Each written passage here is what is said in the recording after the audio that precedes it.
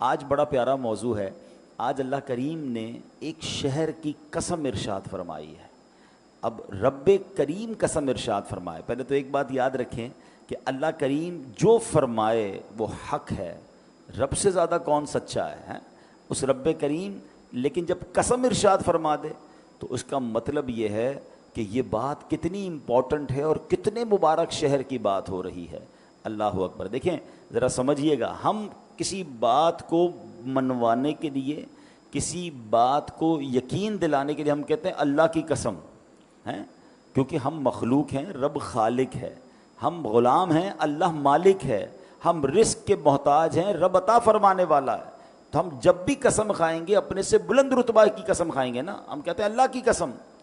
اللہ اکبر. لیکن جب اللہ پاک قسم ارشاد فرماتا ہے تو یہاں یہ بات نہیں ہوتی, بلکہ اللہ پاک قسم ارشاد فرماتا ہے اس لیے کہ جس بات کی قسم کھائی جا رہی ہے سوچو وہ کتنی اونچی شان والی ہے, کتنی اہمیت والی ہے. اللہ قرآن میں فرماتا ہے وَمَنْ أَصْدَقُ مِنَ اللَّهِ قِيلًا, اور اللہ سے زیادہ کس کی بات سچی ہے. اب آپ سوچ رہے ہوں گے ایسا کون سا شہر ہے جس کی رب عز و جل نے قسم ارشاد فرمائی. اللہ اکبر. اب ذرا سنیے گا, اللہ کریم قرآن مجید فرقان حمید میں ارشاد فرماتا ہے, سورت کا نام بھی بلد ہے. بلد کہتے ہیں شہر کو, اور یہ پارہ نمبر 30 میں ہے اور اس کی آیت نمبر 1 اور 2. اللہ ارشاد فرماتا ہے لا اقسم بہذا البلد وانت حل بہذا البلد. سبحان اللہ. اب اس کا ترجمہ کیا ہے؟ رب کریم قرآن مجید میں ارشاد فرماتا ہے, اب ذرا اس کا معنی سمجھیے گا, مجھے اس شہر کی قسم. اے ہائے ہائے, کون سے شہر کی؟ ابھی ذرا آگے سنیں گے. یہاں یہ قسم جو ارشاد فرمائی جا رہی ہے نا, اس کا مطلب ہے کہ اے محبوب مجھے کس شہر کی قسم؟ شہر مکہ کی قسم. یہاں بات ہو رہی ہے شہر مکہ کی. اور دیکھیں نا, یہ آج کل حج کے دن ہیں, دنیا بھر سے لوگ حج پر جا رہے ہیں اور خوشی خوشی احرام پہن کر اپنے رشتہ داروں سے مل کر سوئے حرم سفر کر رہے ہیں. حج کا سفر نصیب والوں کو نصیب ہوتا ہے. اب فلائٹس بھی شروع ہو گئی ہیں, بلکہ مکہ پاک حاجی پہنچنا بھی شروع ہو گئے ہیں. اللہ پاک سے ہماری بھی دعا ہے, ہمیں بھی یہ سعادت نصیب ہو جائے کہ ہم بھی احرام باندھیں, حرم پاک پہنچیں, کعبہ مقدسہ کی پرنور فضاؤں میں سانسیں لیں, کعبہ شریف کے نظاروں سے ہماری آنکھیں ٹھنڈک پائیں, کبھی ملتزم اور کچومیں, کبھی حجر اسود کے بوسے لیں, کبھی میزاب رحمت کے نیچے نفل پڑھنے کی سعادت ملے. اللہ کرے کہ ہمیں بھی منی, عرفات اور مزدلفہ کی مبارک ساعتیں نصیب ہو جائیں.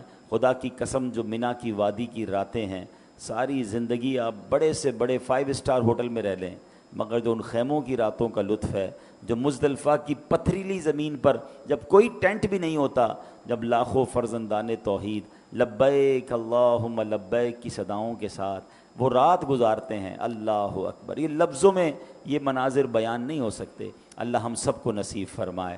اور سبحان اللہ, بڑی خوبصورت بات روایتوں میں ملتی ہے کہ حاجی کے لیے جو مزدلفہ کی رات ہے وہ شب قدر سے افضل رات ہے. اتنی مبارک رات. اللہ اکبر. عرفات کے دن کو لفظوں میں کیسے بیان کر دیں, جب سارے حاجی اللہ کی بارگاہ میں اپنے گناہوں کی معافی طلب کرتے ہیں.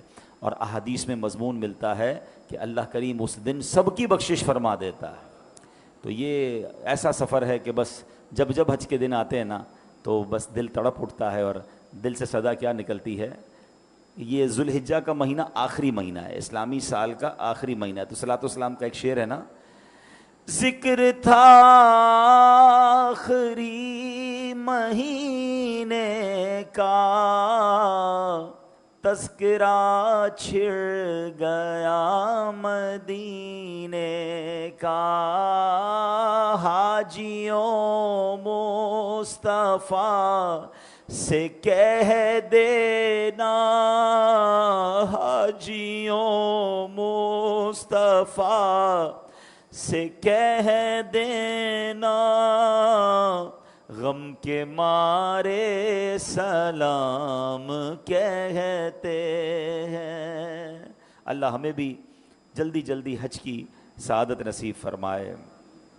یا خدا ایسے اسباب پاؤں, کاش مکے مدینے میں جاؤں, مجھ کو ارمان حج کا بڑا ہے.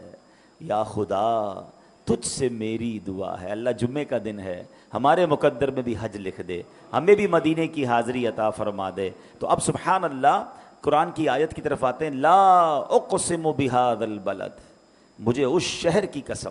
اس آیت میں اللہ کریم نے مکہ پاک کی قسم ارشاد فرمائی ہے. تو اب ذرا غور کیجئے کہ جب رب قسم ارشاد فرما رہا ہے یہ کتنا مبارک شہر ہوگا. اچھا, اب شہر مکہ کی قسم جب ارشاد فرمائی تو ہو سکتا ہے کسی کے ذہن میں سوال آئے کہ واقعی یہ تو بڑا مبارک شہر ہے, وہاں کعبہ ہے, وہاں حجر اسود ہے, وہاں مکہ میں نبی پاک کی ولادت گاہ ہے, وہاں جناب حضرت ابراہیم علیہ الصلوۃ والسلام نے اس شہر کو اپنایا, مقام ابراہیم ہے, وہاں حجر اسود ہے, وہاں منی, عرفات, بہت کچھ ہے. تو اس وجہ سے مکے کی قسم ارشاد فرمائی. نہیں, اب بڑی کمال کی بات کرنے جا رہا ہوں. اتنی مبارک چیزیں ہوتے ہوئے رب نے یہ نہیں فرمایا کہ اس شہر مکہ کی قسم جس میں کعبہ ہے, اس شہر مکہ کی قسم جس میں حجر اسود ہے, اس شہر مکہ کی قسم جس میں مقدس پہاڑ صفا اور مروہ کے ہیں, اس شہر مکہ کی قسم کہ جہاں منی ہے, جہاں مزدلفہ ہے. نہیں, اللہ نے آگے کیا فرمایا؟ وَأَنْتَ حِلٌّ بِهَذَا الْبَلَدِ. کون سا شہر مکہ؟ جبکہ تم اس شہر میں تشریف فرما ہو. اے محبوب, آپ اس شہر میں ہیں, اس لیے شہر مکہ کی قسم. آئے ہائے, یعنی محبوب کریم علیہ الصلوۃ والسلام, مکہ پاک کی فضیلت کی چیزیں بہت ہیں, مگر اس شہر میں جو سب سے زیادہ مجھے پسند ہے وہ یہ ہے کہ شہر پاک کی مٹی نے آپ کے قدم کے بوسے لیے ہیں. یہی وہ حوالہ ہے جس کی وجہ سے مکہ مکرمہ کی عزت میں اتنا اضافہ ہوا. اللہ اکبر. کیا خوبصورت بات سیدی اعلیٰ حضرت لکھتے ہیں, خائی قرآن خاک گزر کی قسم, خائی قرآن خاک گزر کی قسم, اس کفے پاک کی حرمت پہ لاکھوں سلام. اللہ اکبر. نبی پاک علیہ الصلوۃ والسلام کی شان ایسی ہے جس میں رب عز و جل نے قرآن میں صرف آپ کے شہر کی قسم نہیں کھائی, بلکہ آپ کی رسالت کی, آپ کے زمانے کی, آپ کی زبان مبارک سے نکلے ہوئے الفاظ کی, یہاں تک کہ آپ کے شہر پاک کی بھی قسم ارشاد فرمائی. اور یہی بات بریلی کے تاجدار اعلیٰ حضرت لکھتے ہیں کہ وہ خدا نے ہے مرتبہ تجھ کو دیا, نہ کسی کو ملے نہ کسی کو ملا. وہ خدا نے ہے مرتبہ تجھ کو دیا, نہ کسی کو ملے نہ کسی کو ملا, کہ کلام مجید نے کھائی شہا, تیرے شہر و کلام و بقا کی قسم. اللہ اکبر. یہ شان ہے مصطفیٰ کریم علیہ الصلوۃ والسلام کی. اب جناب ایک اور بات ذہن میں پیدا ہوتی ہے کہ نبی پاک علیہ الصلوۃ والسلام کو رب عز و جل نے مکہ پاک میں ہی کیوں پیدا فرمایا؟ اللہ تو رب العالمین ہے نا, وہ پاکستان کا بھی رب ہے, وہ یورپ کا بھی رب ہے, وہ افریقہ کا بھی رب ہے, وہ عرب ممالک کا بھی رب ہے, مگر اسپیشلی اپنے سب سے محبوب بندے کو مکہ مکرمہ میں پیدا کیوں فرمایا؟ تو کچھ انشاءاللہ شان مکہ بھی سنیں گے اور شان محبوب رب العالمین بھی سنیں گے. سنتے جائیے اور اپنا ایمان تازہ کرتے جائیے. تو اب اللہ عز و جل نے مکہ پاک کے لیے نبی پاک کی شان کیا ہے؟ ایک بات یاد رکھیے گا کہ اللہ پاک کے رب ہونے کا اظہار جیسا رسول پاک علیہ الصلوۃ والسلام پر ہے ایسا کسی اور پر نہیں ہے. ہاں, اللہ نے جو شان عطا فرمائی نا اپنے حبیب کو, سبحان اللہ. اب آپ ذرا سمجھیے گا, رب تو وہ ہمارا بھی ہے نا, مگر ہماری اوقات کیا ہے؟ کمالات مصطفیٰ صلی اللہ تعالی علیہ وسلم کیسے ہیں؟ ہماری آنکھ تو اس دیوار کے پیچھے نہیں دیکھ سکتی ہے, اور نبی پاک کی شان یہ ہے فرش پر بیٹھے تو عرش کو ملاحظہ فرما لیا کریں. ہمارا ہاتھ یہ جہاں تک ہاتھ جا رہا ہے وہاں تک ہم چیزوں کو پکڑ سکتے ہیں, اس کے بعد ہمارا ہاتھ آگے کچھ پکڑ نہیں سکتا. مگر میرے آقا علیہ الصلوۃ والسلام کی شان یہ ہے کہ ہاتھ اٹھائیں تو جنت کے پھلوں تک پہنچ جایا کرے. سبحان, حدیث پاک میں یہ مضمون موجود ہے. پھر اسی طرح چند میٹر کے فاصلے سے ہمارے کان سن نہیں پاتے, دور سے کوئی بات کرے تو آواز زور سے بولو بھائی آواز نہیں آ رہی, ہماری اتنی سماعت ہے. اور سرکار دو عالم علیہ الصلوۃ والسلام کی شان یہ ہے کہ لاکھوں کلومیٹر دور کی آواز بھی سن لیں, بلکہ سب جانے دیجئے میرے آقا کی شان تو یہ ہے کہ بچپن میں جھولے میں ہیں اور اشارہ فرماتے ہیں اور چاند حرکت کرنے لگ جاتا ہے. چاند جھک جاتا جدھر انگلی اٹھاتے مہد میں. یہ کوئی کہانی کی بات نہیں. حضرت عباس رضی اللہ تعالیٰ عنہ نبی پاک کے چچا ہیں جو بعد میں ایمان لائے. وہ کہتے ہیں میرے ایمان لانے کی ایک وجہ یہ بھی بنی کہ حضور جب آپ جھولے میں تھے نا, میں نے آپ کو دیکھا آپ جب جھولے میں ہوتے تھے اور جدھر انگلی اٹھاتے تھے میں دیکھتا تھا چاند آپ کے اشارے پر حرکت کرتا تھا. اچھا, یہ ایک اور خوبصورت بات, ذرا بڑی لطیف سی بات ہے, مثال دیتا ہوں. ہم اب بڑے ہو گئے, ہمارے کوئی چچا، کوئی تایا، کوئی بزرگ گھر پہ آئیں اور وہ آ کے ہماری بچپن کی شرارتیں ہمیں بتائیں، ہیں تو بعض اوقات تو ہم شرمندہ ہوتے ہیں کہ آپ کہہ رہے ہیں واقعی ایسا کیا ہوگا میں نے، لیکن مجھے تو یاد نہیں ہے، ہمیں یاد نہیں ہوتا، اور بعض اوقات وہ شرمندہ بھی سب کے سامنے ہمیں کر دیتے ہیں ہماری کوئی الٹی سیدھی بات بتا کر. تو بہرحال نہ بتایا کریں بھائی، سب کے سامنے بچے تھے، ہو گئی ہوگی غلطی، لیکن اگر وہ ہمیں کوئی بات بتائیں تو ہمیں پتہ نہیں ہوتا، یاد تھوڑی ہوتا ہے بچپن میں ہم نے کیا کیا کیا تھا. حضرت عباس نے پیارے آقا علیہ الصلوۃ والسلام کو بتایا. کب بتایا؟ جب 40 سال کی عمر میں نبی پاک اعلان نبوت فرما چکے، اس کے بعد ہی مسلمان ہوئے نا حضرت عباس. 40 پلس ایج میں نبی پاک سے حضرت عباس کہہ رہے ہیں کہ آپ جھولے میں نے دیکھا تھا، آپ جدھر انگلی اٹھاتے تھے ادھر چاند حرکت کرتا تھا. تو پیارے آقا نے یہ نہیں فرمایا کہ میرے چچا مجھے کیا معلوم اس وقت کیا ہوتا تھا. آپ نے فرمایا جی میں چاند سے باتیں کرتا تھا، وہ مجھ سے باتیں کرتا تھا. صرف اشارہ نہیں، سرکار دو عالم علیہ الصلوۃ والسلام کی شان جھولے مبارک میں یہ تھی کہ چاند کی آواز سن لیا کرتے اور چاند سے گفتگو فرمایا کرتے. ایسے ہی نہیں، اعلیٰ حضرت نے شعر لکھا کہ چاند جھک جاتا جدھر انگلی اٹھاتے، مہد میں کیا ہی چلتا تھا، اشاروں پر کھلونا نور کا. تو ایسے آقا کہ جن کو رب نے اس قدر کمالات سے نوازا، سبحان اللہ. اب ذرا نبی پاک سے رب کا پیار دیکھیں. اللہ نے کئی مقامات پر قرآن میں کس طرح اپنے محبوب سے بات کی. رب کا رب کا کے معنی کیا ہے؟ فرمایا تمہارا رب. اے محبوب آپ کے رب نے فرمایا، اے محبوب آپ کے رب نے فرمایا. یعنی سبحان اللہ، اپنے رب ہونے کا اظہار جیسے اپنے محبوب علیہ الصلوۃ والسلام پر فرمایا، ایسا رب نے کسی کو نہیں فرمایا. کہیں فرماتا ہے اے محبوب آپ کے رب نے قرآن اتارا، آپ کا رب نعمتیں دیتا ہے، آپ کا رب حکمت والا ہے، آپ کا رب علم والا ہے. ارے رب العالمین ہے، وہ تو سب کا رب ہے. مگر سبحان اللہ، رب عز و جل اپنی ربوبیت کا اظہار بھی اپنے محبوب علیہ الصلوۃ والسلام کی نسبت کے ساتھ کر رہا ہے. اس میں رب عز و جل کا سرکار دو عالم علیہ الصلوۃ والسلام سے پیار اور کس قدر یوں سمجھیے کہ کرم نوازی ہے وہ جھلک رہی ہے. شان ربوبیت کا جیسا اظہار سرکار دو عالم علیہ الصلوۃ والسلام پر ہوا، ایسا کسی اور پر نہیں ہوا. اب سبحان اللہ، یہ تو ہو گئی شان مصطفیٰ نبی پاک کا مقام. اب یہ جو مکہ ہے، یہ کتنی مبارک جگہ ہے. سبحان اللہ، دیکھیں نا، رب تو ساری کائنات کا رب ہے، مگر رب نے اپنے رب ہونے کا شہر مکہ کی طرف کیسے اظہار فرمایا. رب قرآن میں فرماتا ہے رب ہذہ البلدہ، اس شہر مکہ کے رب، یعنی رب نے اپنے آپ کو مکے کا رب فرمایا. اس سے پتہ چلتا ہے کہ اللہ پاک کی ساری زمین پر شان ربوبیت کا جو اظہار ہے وہ جیسا مکہ پاک پر ہوا ہے ایسا کسی اور شہر پر نہیں ہوا. یہ مکہ ہی تو تھا جو بالکل بے آباد تھا، یہاں پانی کا نام و نشان نہیں تھا، یہ بنجر زمین تھی، یہاں پرندہ بھی پر نہیں مارتا تھا. مگر جب رب نے اپنی شان ربوبیت کا اظہار کیا، بہت ہی فضیلت والے نبی اپنے دوست حضرت ابراہیم علیہ نبینا علیہ الصلوۃ والسلام کو کیا حکم دیا کہ اپنے دودھ پیتے بچے اور بی بی ہاجرہ اپنی زوجہ کو اس بیابان میں چھوڑ کر آ جاؤ. اور اللہ اکبر، پھر ایسا پیارا چشمہ جاری ہوا. طویل واقعہ آپ نے سنا ہوگا کہ کس طرح ان کو پیاس لگی، وہ روئے، وہ گر گڑائے، اور اس کے بعد زمزم کا کنواں جاری ہوا، چشمہ جاری ہوا. لوگوں کے دل اب مکے کی طرف کھنچنے لگے. ایک بات یاد رکھیے گا، جہاں پانی ہوتا ہے وہاں زندگی ہوتی ہے. پانی آ گیا تو اب لوگ بھی آنے لگے. اور پھر اب کیا حال ہوا، اللہ نے کیسی شان ربوبیت کا اظہار کیا کہ جہاں مکے میں پرندہ پر نہیں مارتا تھا، آج حال یہ ہے کہ کروڑوں لوگ وہاں جانے کو ترس رہے ہیں. کبھی کبھی گورنمنٹ کو روکنا پڑتا ہے کہ بھائی اب ویزا نہیں ملے گا، اب پورا شہر فل ہو چکا ہے، اب جناب تھوڑے عرصے بعد کوٹا دیا جائے گا. اندازہ کیجئے یہ رب نے کیسا آباد کیا، اپنی شان کا کیسا نظارہ ہمیں دکھایا کہ اب سال کا کوئی دن، کوئی لمحہ ایسا نہیں ہوتا جب طواف جاری نہ ہو، مکہ آباد نہ ہو. اللہ اکبر. تو اب ذرا سوچئے کہ ایک ایسی شخص شخصیت ہے کہ جس پر شان ربوبیت کا سب سے زیادہ اظہار ہوا، ایک ایسا شہر ہے جس پر رب نے اپنی شان ربوبیت کا سب سے زیادہ پوری دنیا میں اظہار کیا، تو رب نے پھر اپنے محبوب کو مکہ مکرمہ میں پیدا کیا۔ اس سے اندازہ ہوتا ہے کہ مکے کی شان کیسی ہے۔ لا اقسم بہذا البلد وانت حل بہذا البلد، کیا فرمایا رب نے؟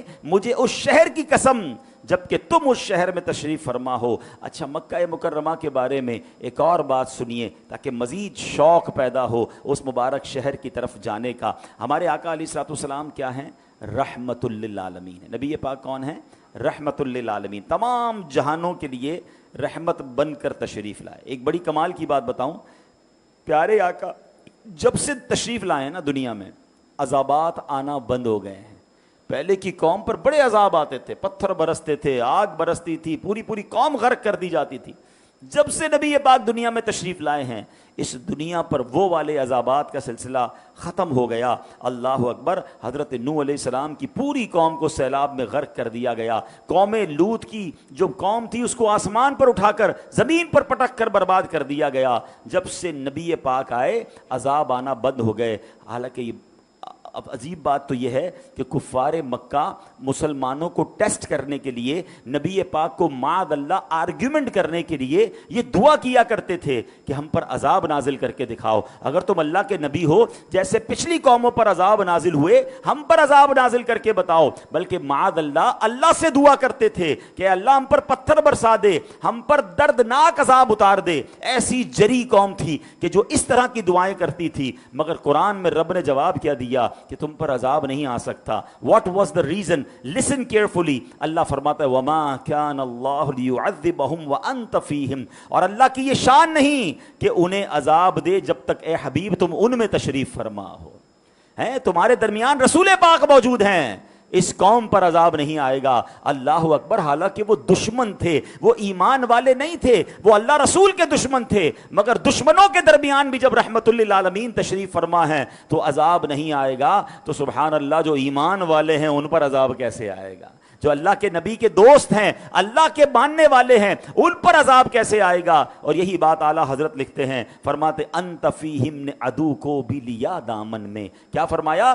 وما کان اللہ لیعذبہم وانت فیہم، ارے ان پر عذاب کیسے آ سکتا ہے محبوب، تم ان کے درمیان ہو۔ وانت فیہم نے عدو کو بھی لیا دامن میں، عدو کہتے ہیں دشمن، حضور آپ ان کے درمیان تھے تو دشمن بھی بچ گیا، تو پھر دوست کا عالم کیا ہوگا؟ ذرا خوبصورت شعر سنیے گا، انت فیہم نے عدو کو بھی لیا دامن میں، عیش جاوید مبارک تجھے شیدائی یہ دوست۔ ارے جو نبی پاک کا شیدائی ہے اس کو تو پھر دنیا اور آخرت کی برکتیں مبارک ہوں۔ یہ تو وہ رحمت للعالمین ہے کہ جن کی وجہ سے دشمنوں پر عذاب نہیں آتا، تو جو ایمان والے ہیں وہ دنیا میں بھی خیر میں رہیں گے اور آخرت میں بھی خیر رہیں گے۔ اللہ ہمیں ایمان پر اور نبی پاک کی غلامی پر استقامت نصیب فرمائے۔ تو اے میرے پیارے اسلامی بھائیوں، اب آئیے، قاضی عیاض رحمۃ اللہ تعالی لکھتے ہیں مکہ پاک کیسا برکت والا ہے۔ ایک مرتبہ حضرت سعدون خولانی رحمۃ اللہ تعالی کے پاس کچھ لوگ آئے اور بتایا کہ فلاں قبیلے نے ایک شخص کو قتل کیا، پھر اس کی لاش کو آگ لگا دی، مگر حیرت کی بات یہ تھی کہ رات گئے تک اس کا جسم آگ میں رہا، مگر اس کی جسم پر آگ نے کوئی اثر ہی نہیں کیا، یہاں تک کہ اس کا سفید رنگ جو تھا وہ بھی آگ کی جلنے کی وجہ سے ویسا کا ویسا ہی رہا، رنگ بھی کالا نہیں ہوا۔ بڑے حیران ہیں ہم کہ آگ کیوں اثر نہیں کر رہی اس بندے پر۔ سعدون خولانی رحمۃ اللہ تعالی نے فرمایا اس مرنے والے شخص نے 3 حج کیے ہوں گے، جا کر چیک کرو۔ معلومات کی تو پتہ چلا کہ ہاں اس نے تو 3 حج کیے ہیں۔ تو انہوں نے فرمایا مجھے یہ بات پہنچی ہے جو بندہ 1 حج کرے اس نے اپنا فرض ادا کیا، دوسرا حج کرے اس نے اللہ پاک کی بارگاہ میں قرض پیش کیا، اور جس نے 3 حج کیے اللہ پاک اس کے جسم اور جسم پر اگنے والے بالوں کو جہنم پر حرام فرما دیتا ہے۔ تو یہ مکہ پاک ہے، یہ حج ہے، یہ اللہ کی عبادت کے صلے ہیں، اللہ ہمیں یہ نصیب فرمائے۔ اب یاد رکھیے حدیث پاک میں ہے کہ جب قوم سمود پر عذاب آیا تھا نا، ان بدبختوں نے حضرت صالح علیہ السلام کی اونٹنی کو جب ذبح کر دیا، حضرت صالح کی بات نہ مانی تو ان پر عذاب آیا، تو اس عذاب نے پوری قوم کو ہلاک کر دیا، نوبڈی لیفٹ، سب مارے گئے، ایک شخص بچ گیا۔ صحابہ کرام کو بڑی حیران ہوئی کہ حضور وہ کون ہے، وہ کیسے بخش گیا؟ نبی پاک نے فرمایا اس کا نام ابو رغال تھا، وہ اس وقت مکہ پاک میں تھا، قوم سمود کا بندہ تھا مگر اس وقت مکہ پاک میں موجود تھا، ساری قوم تباہ کر دی گئی، اس بندے پر عذاب نہیں آیا کیونکہ امن والے شہر میں تھا۔ فرمایا لیکن جیسے ہی وہ مکہ پاک سے باہر نکلا اس کو عذاب نے گھیر لیا اور وہ بھی ہلاک ہو گیا۔ جب تک مکے میں تھا رب کا عذاب نہیں آیا۔ نبی پاک ایک بار طائف کی طرف جا رہے تھے، راستے میں ایک قبر کی طرف اشارہ کر کے فرمایا یہ ابو رغال کی قبر ہے، یہاں اس پر عذاب اترا تھا اور یہیں اسے دفن کر دیا گیا۔ اب نبی پاک کا علم دیکھیں، نبی پاک کی نظر دیکھیں، آقا کا فرمانا کافی تھا مگر نبی پاک علیہ الصلوۃ والسلام نے ایک نشانی بتائی کہ ابو رغال کے ساتھ اس کی سونے کی چھڑی تھی، وہ بھی ساتھ دفن کی گئی ہے۔ اللہ اکبر! صحابہ اکرام علیہ رضوان نے قبر کھود کر دیکھا تو سونے کی چھڑی بھی موجود تھی۔ یعنی اللہ اکبر! نبی پاک کی علم کا عالم یہ اور آپ کی نظر کا عالم یہ، اور کس طرح اپنی بات کو آپ نے ثابت بھی فرما دیا کہ یہی ابو رغال کی قبر ہے۔ تو اس سے یہ پتہ چلتا ہے کہ مکہ امن والا شہر ہے، مکہ برکت والا شہر ہے، the very important city in the world۔ اور کیوں نہ ہو، نبی پاک نے اپنی 63 سالہ زندگی میں 53 سال مکہ پاک میں گزارے ہیں۔ اللہ اس شہر کی بار بار برکت نصیب فرمائے۔ اب سبحان اللہ، چونکہ حاجی حج کو جا رہے ہیں، میں ذرا تھوڑے سے حج کے فضائل بھی بیان کر دوں، اور اس میں میری ایک اور نیت بھی ہے کہ یہاں بھی بہت سارے ہو سکتا ہے ایسے لوگ ہوں، میری وائس جو ویڈیو دیکھ رہے ہیں اس میں بھی ایسے لوگ ہوں جن پر حج فرض ہو چکا ہے اور جو حج نہیں کر رہے یا ڈیلے کر رہے ہیں۔ یہ اہم فرض ہے، اس میں تاخیر نہیں کرنی چاہیے۔ پہلے فضیلت سن لیں۔ اللہ کے حبیب علیہ الصلوۃ والسلام فرماتے ہیں جو بندہ کعبہ شریف کا حج کرے اس دوران نہ فحش باتیں کرے نہ ہی گناہ کا کام کرے۔ یہ بھی بڑا پرابلم ہے، حج بھی کرتے ہیں گندی باتیں بھی کر رہے ہوتے ہیں، حج بھی کر رہے ہوتے ہیں لڑائی بھی کر رہے ہوتے ہیں۔ یہ نہیں کرنا، یہ دو کنڈیشن یاد رکھیں، فحش باتیں نہ کرے، گناہ کا کام نہ کرے۔ تو رجعا کا یوم ولدتہ امہ، وہ ایسے لوٹ جائے گا جیسے آج ہی ماں نے اس کو جنا ہے، یعنی آج ہی پیدا ہوا ہے۔ اس کا مطلب یہ ہوا اس کے پچھلے سارے گناہ معاف کر دیے جائیں گے۔ ایک اور جگہ نبی پاک فرماتے ہیں، بخاری شریف کی حدیث ہے، العمرۃ الی العمرۃ کفارۃ لما بینہما، اے عمرہ کرنے والوں تمہیں بھی مبارک ہو، اللہ توفیق دے تو جایا کریں۔ ادھر ادھر ساری دنیا گھومنے جاتے ہیں، نہیں جاتے تو مکہ پاک اور مدینہ طیبہ نہیں جاتے۔ سنیے حدیث پاک، بخاری کی حدیث ہے، ایک عمرہ دوسرے عمرے تک کے درمیان کے گناہوں کا کفارہ ہے۔ والحج المبرور لیس لہ جزاء الا الجنہ، اور مقبول حج کی جزا صرف اور صرف جنت ہے۔ تو اللہ ہمیں عمرے اور حج کی سعادت نصیب فرمائے۔ اب یہاں ایک اور پرابلم ہے، حج فرض ہے اور لوگ ڈیلے کر رہے ہیں، بچی کی شادی کر لوں، پہلے ذرا کاروبار سیٹ کر لوں، ابھی ذرا نیا گھر بنا لوں، پھر حج کو چلا جاؤں گا۔ نہیں، اب حدیث پاک سنیے۔ ایک طرف تو آپ نے حج کے فضائل سن لیے نا، ایک اور فضیلت سن لو۔ میرے آقا علیہ الصلوۃ والسلام فرماتے ہیں حاجی اپنے اہل خانہ میں سے 400 افراد کی شفاعت کرے گا اور حاجی گناہوں سے ایسے نکل جاتا ہے جیسے کہ اس کی ماں نے اسے جنا ہو۔ اپنی نہیں، اپنے خاندان کے 400 لوگوں کی بھی شفاعت کرے گا۔ تو یہ اتنا مبارک سفر ہے۔ تو اگر حج فرض ہو گیا ہے اس کو ڈیلے نہ کریں، کہ ہمیں نہیں پتا ہم حج سے پہلے ہی نہ مر جائیں، فرض ہو گیا فوراً ادا کریں، کیونکہ حدیث پاک میں آتا ہے جس کا مضمون ہے کہ جو استطاعت کے باوجود حج نہ کرے، آقا فرماتے ہیں مجھے کوئی پرواہ نہیں وہ عیسائی ہو کر مرے یا یہودی ہو کر مرے، یعنی اس کے ایمان پر خاتمہ نہ ہونے کا خوف ہے۔ کئی ایسے لوگ ہیں جو کہتے ہیں ابھی تھوڑے عرصے بات کر لیں گے، پھر کوئی ایسی بیماری آ جاتی ہے، پھر کوئی ایسی مجبوری آ جاتی ہے، کاروبار ڈاؤن ہو جاتا ہے، پھر اور مشکل ہو جاتا ہے۔ فرض ہو گیا ہے، بالکل سارے کام چھوڑیں، پہلے فرض حج کریں۔ یہ بھی لوگوں کے ذہن میں جب تک ماں باپ حج نہیں کرتے اولاد حج نہیں کر سکتی، نہیں، اگر اولاد پر حج فرض ہو گیا ہے، بے شک ماں باپ نے حج نہیں کیا، اس کو اپنا حج فرض ادا کرنا ہوگا، یاد رکھیے گا۔ ہاں، نفلی حج میں اپنے والدین کی اجازت ضروری ہے، باقی معاملات ضروری ہے۔ فرض حج کے لیے اگر مجھ پر فرض ہے تو میں نے حج پر جانا ہوگا۔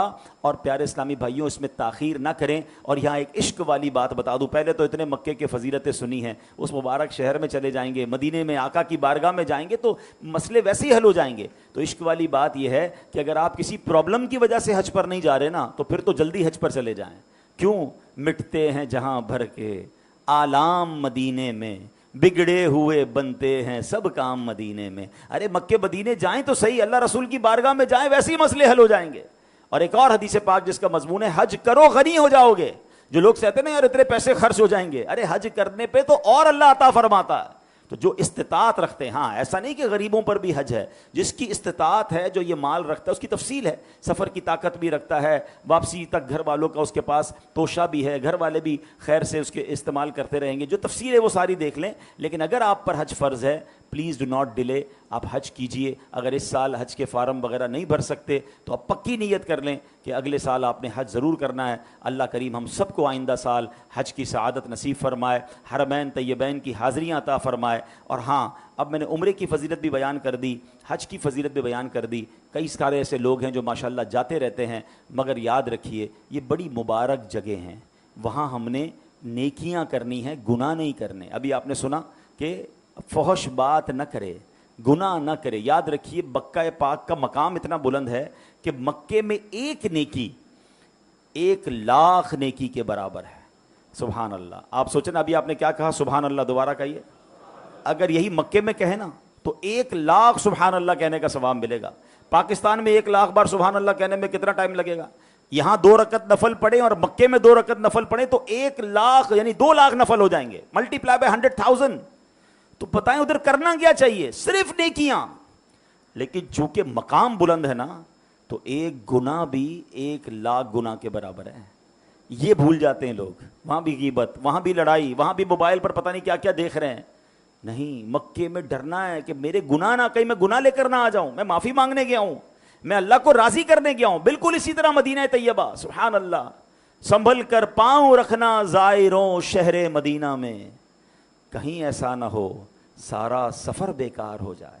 تو اللہ آپ کو بار بار حج اور عمرہ نصیب فرمائے.